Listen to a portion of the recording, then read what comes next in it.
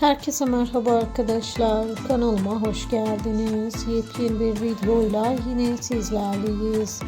Sizler için sevilen ve ünlü oyuncu Ozan Akbaba'nın setten yepyeni karelerini paylaşmaya devam ediyorum.